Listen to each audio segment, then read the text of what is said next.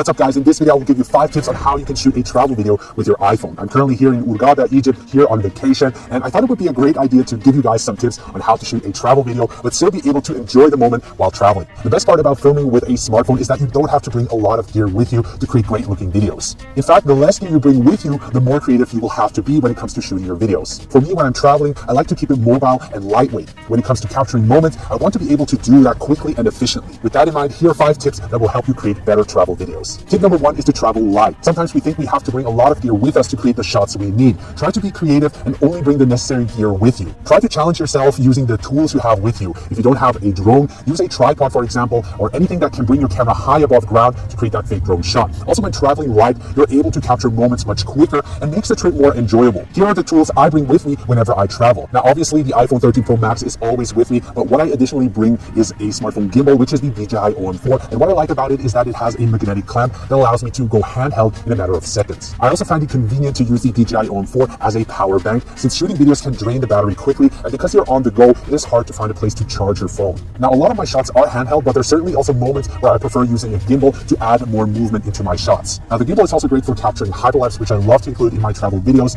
but also static shots where I just place my gimbal on an even surface to create a time-lapse video.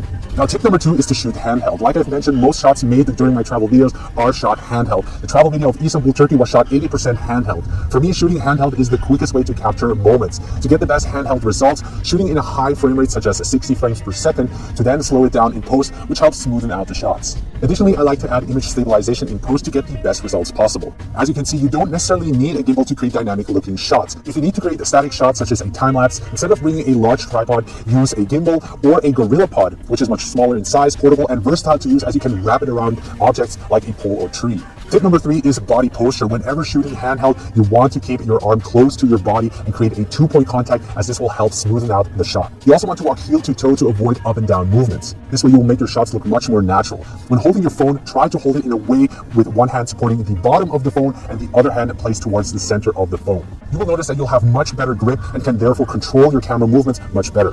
Depending on your shot, this isn't always possible, but whenever you can, try to apply this method.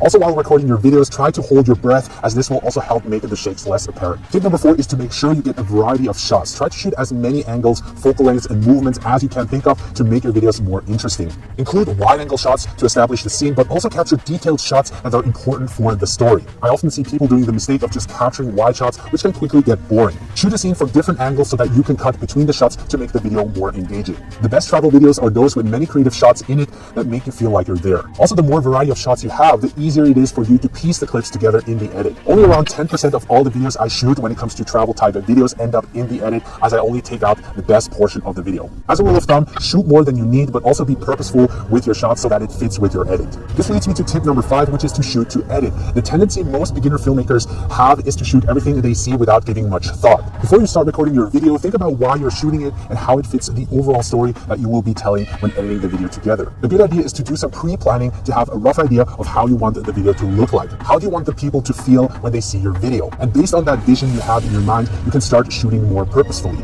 What I like to do is to search for the music beforehand to get a good idea of how the video should feel like. Also, when it comes to transitional shots, having the edit in mind is very important. Think about how you should film the next shot to match it with the previous shots. This way your videos will have a better flow and will make more sense in the edit. So a bonus tip I have for you guys is to try to include a subject in your video. This will make your videos more interesting, and you can really focus on a subject that is doing something and build a story out of it. Now, there could be moments where you're traveling alone, so it's a good idea to maybe ask the local people if they would like to be part of the video. You will be surprised that a lot of people would love to be part of your video. I, for example, love to take portrait video where the subject is standing still, looking directly into the camera, where I then create a slow moving shot. But it doesn't only have to be people. What I like to do is also film birds, since they're also moving in a scene and creates also a lot of interest. Now, what's great about filming the local people is that they're always doing something, and I usually like to capture those moments as well. So don't be shy, just go over to them and ask them if you could film them, so you will create a whole lot of a better story. So make sure to keep these tips in mind the next time you create a travel video, as this will make your life a whole lot easier. Now, if you want to learn more, make sure to check out smartphonefilmmaking.com, which is my epic online course with over 40 plus valuable content, and is growing day by day, where you will learn everything there is to filming high quality videos with your smartphone. So make sure to not miss out. The first 30 people to sign up will receive a 30% discount using the code SF30OFF. So if you want to up your game, make sure to take advantage of this offer and start creating your masterpiece right there on your phone. If you have any questions, make sure to let me know. Thank you for watching, and I will see you in the next lesson.